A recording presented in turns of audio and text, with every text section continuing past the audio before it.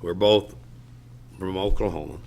That's right. Muskogee, Holdenville, and and I believe, for some reason, probably because I'm from Oklahoma, that people from the state feel the same way about a lot of things. I think that's right. I think that's right. You and I were talking a few minutes ago about debt, Yeah. and neither one of us like it. We don't like debt, and I've had a lot of experience with it. And every time I get in trouble, it's because debt has gotten me in trouble again. But but you, Senator from Muskogee, what county is that? It's Muskogee County.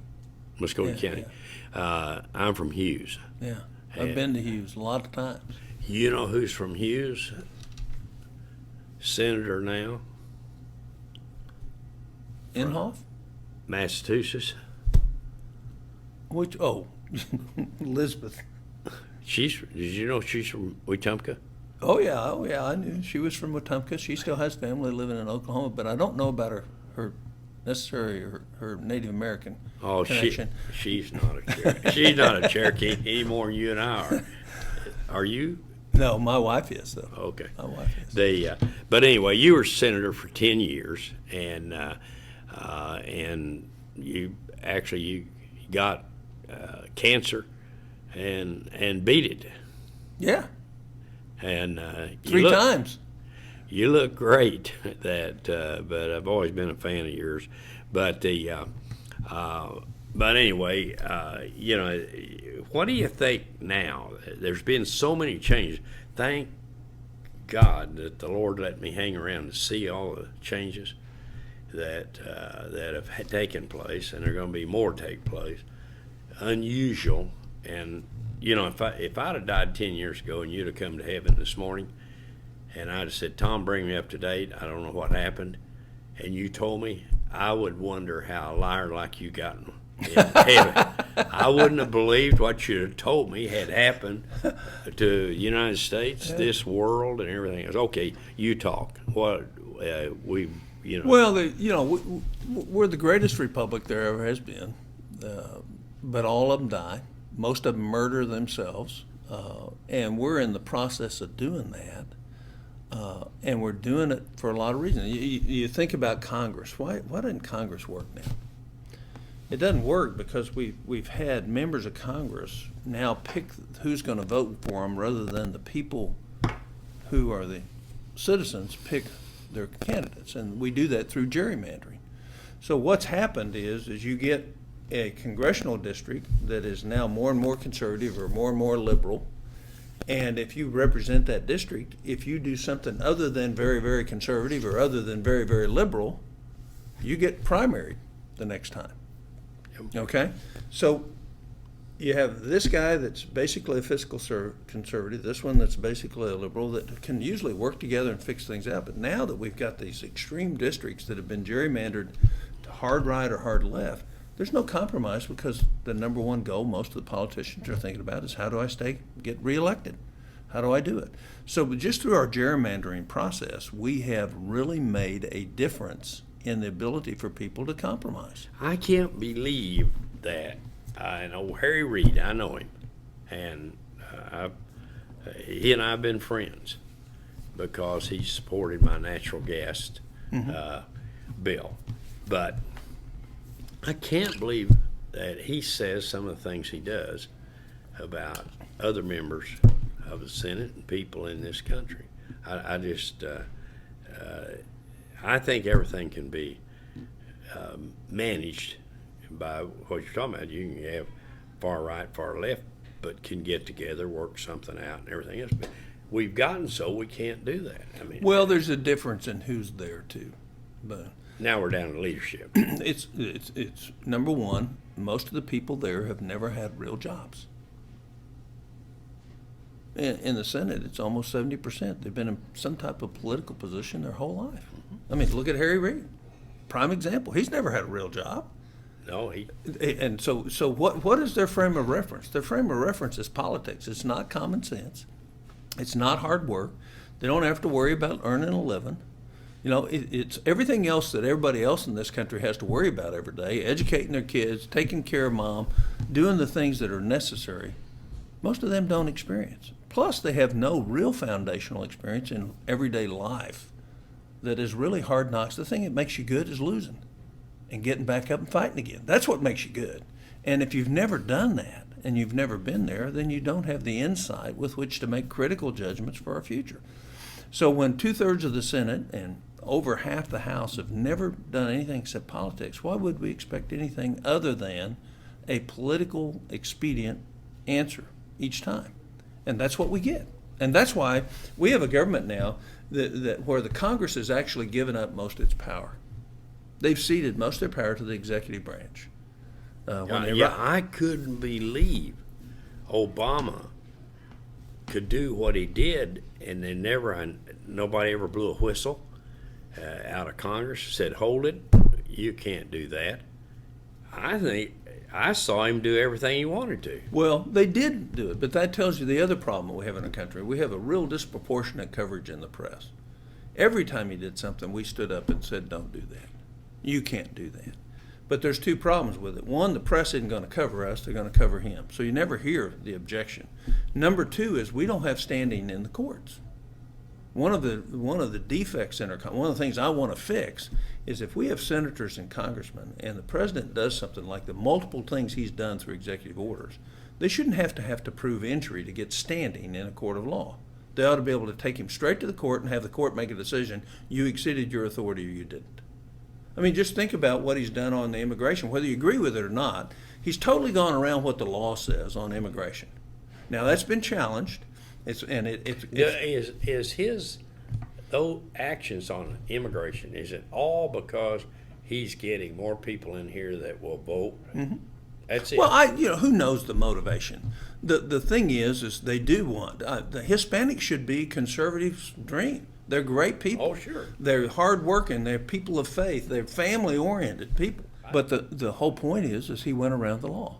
Now, just in fact, the Supreme Court isn't going to take that up. We won't know anything on that till June. Well, he did it almost a year ago. So it takes a year. And then we had to find somebody that had injury, be able to prove injury, to be able to get standing to actually bring him to court. Because a senator doesn't have standing in front of the court on areas of actions that actually violate the Constitution. So the Congress has given up, and the courts routinely defer to agencies. They don't look at what we wrote. They look at what the power of the agency have given, and whatever the agency wants to do, the courts back them up. Well, that didn't, first of all, no member of Congress voted for all these rules and regulations coming out. So that's the other thing we want to do is we want to what are you going to do about it? What can be done about it? The great things that can be done about it is our founders knew this was going to happen. Colonel George Mason stood up 2 days before the Constitution. You're going to your state deal. No, well, I'm just going to talk about what can do. But they gave us a way to do it. He stood up and he said, do you ever know any time in history where a central government that had power voluntarily relinquished the power back to the people? And there is no place in history other than Cincinnatus after he saved Rome and maybe George Washington not taking a third term. Has anybody in history ever voluntarily given up their tremendous power over people? So we have to put something into the Constitution to allow the people in the states to fix that. And they did. That's called Article 5. But the problem's worse than that, because in my mind, as a man 68 years of age, I look at the history of what made us great. What made us great was liberty, freedom, self-reliance, hard work, and faith. Those things made us great. And we've taken self-reliance totally away. 52% of Americans now get a check from the federal government. All right, so we've taken self-reliance away. We've said you don't have to work hard, especially. Right. See, my number one is you have a good work ethic. And you'll accomplish tons. It's unbelievable. That's right. Then if you just have an average education, you will be surprised at the results. Yeah. And if you say, I'll be patient to get what I want by working hard and maybe saving in advance rather than borrowing against the future. We've taught people in this country is you don't have to be responsible financially too. We got you out there. You got an 8.5-year auto loan. Give me a break. You don't even have a car at 8.5 years, Yeah. unless you really take it. Yeah. So I'm the only guy in town with an 8-year-old car. Well, it's a big town, Boone. Well, so anyhow, here's the point I make. We don't have any problems we can't fix. We don't have the leadership to fix them. And just you talked about your friend Harry Reid. The president had in 2008 60 votes in the Senate. Harry Reid got to do whatever he wanted, whenever he wanted, because he had the votes to do it. And then 2010 he didn't, but he ran the Senate like he did.